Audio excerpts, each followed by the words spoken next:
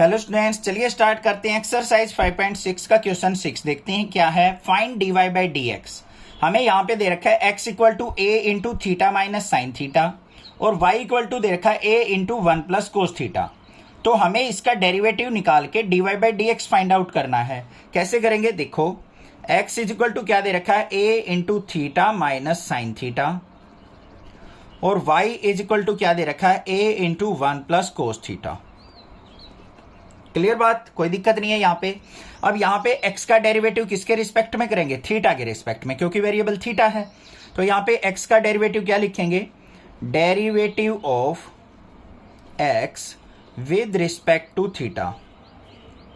तो x का derivative क्या हो जाएगा? dx by d theta is equal to, यहाँ पे देखो a एज इट इज है, इसको रहने दो क्योंकि a इसके साथ मल्टीप्लाई में है। थीटा का डेरिवेटिव क्या हो जाएगा? 1 माइनस साइन थीटा का क्या हो जाएगा? कोस थीटा। तो हमारे पास dx बाई डी थीटा किसके इक्वल आ गया? हमारा a के अंदर मल्टीप्लाई करना चाहो तो अंदर मल्टीप्लाई कर सकते हो आप।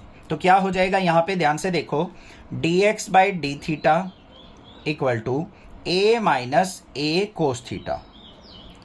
या तो ऐसे कर लो या पहले a के अंदर मल्टीप्लाई करके फिर डेरिवेटिव कर लो, कोई दिक्कत की बात नहीं है। ठीक है, इतनी बात समझ में आ गई। अब यहाँ पे चलते हैं। Derivative of y with respect to theta. तो यहाँ पे y का डेरिवेटिव क्या हो जाएगा? dy by d theta. अब यहाँ पे देखो हमारा a है एज इट इज रहेगा, 1 का डेरिवेटिव 0 प्लस में कोस थीटा का क्या हो जाएगा? माइनस का साइन थीटा।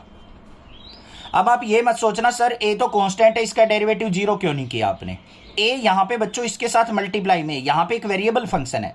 तो वेरिएबल की अगर कांस्टेंट के साथ मल्टीप्लाई हो तो वो भी वेरिएबल के अंदर ही काउंट होता है। अगर ये अलग दे रखा होता, ऐसे दे रखा होता a plus 1 plus cos theta,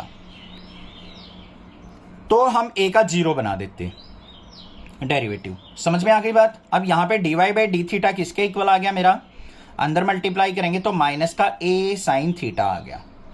अब हमें निकालना है dy बाई डी एक्स किसके इक्वल होगा? हमारा dy by d theta upon में dx बाई डी थीटा। दोनों को डिवाइड कर लो। dy बाई डी एक्स क्या है? माइनस का a साइन थीटा और dx बाई डी थीटा कितना है हमारा? यहाँ पे a को कॉमन ही रहने दो बच्चों, a into 1 minus cos theta. ये वाला ही डेरिवेटिव यूज करेंगे क्योंकि a से a कैंसिल हो जाएगा। तो यहाँ पे क्या आ गया? माइनस का sine theta by 1 minus cos theta. Clear हो गई बात, कोई दिक्कत की बात नहीं है। तो यहाँ पे हम क्या लिख सकते हैं इसको? dy by d x equal to minus का साइन थीटा अपॉन में 1 माइनस कोस थीटा। या तो ये आंसर छोड़ दो। अब अगर आपका बुकवर्म की तरह आपको दिमाग काम करता है कि भाई हमें तो एनसीईआरटी का आंसर चाहिए, तो वो क्या करना पड़ेगा आपको? यहाँ पे थोड़े से और फॉर्मूले लगाने पड़ेंगे ट्राइगोनोमेट्री के। क्या? माइनस का साइन थीटा है तो यहाँ पे क्या हो जाएगा? माइनस का साइन 2 थीटा का फॉर्मूला क्या होता है? 2 sine theta cos theta, but यहाँ पे एंगल हाफ है तो क्या हो जाएगा? माइनस का 2 sine theta by 2 cos theta by 2।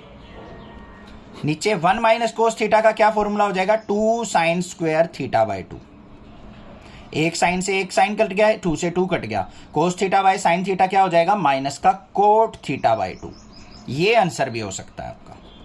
ये आंसर भी ठीक था, ये आंसर भी ठीक है। समझ में आ गई बात? क्लियर है? मैं इसीलिए यहाँ पे आगे सिंप्लीफाई करता हूँ। अब आप क्या करने लग जाते हो? कमेंट करते हो सर आंसर रॉन्ग है, आंसर रॉन्ग है। भाई आंसर रॉन्ग नहीं होता है, आपके वेरी कर जाते हैं थोड़े से आंसर। यहाँ पे 12th क्लास में भी और पिछली क्लासेज में भी कोई दिक्कत नहीं होती। थोड़ी सी वैल्यू पे आंसर गलत नहीं माना जाता, कंसेप्ट ठीक होना चाहिए आपका। समझ में आ गया? क्वेश्चन क्लियर है? कोई दिक्कत लगे आप मुझसे जरूर पूछें, अदरवाइज चैनल को सब्सक्राइब कर लें। Thank you students for watching your channel. Next classes.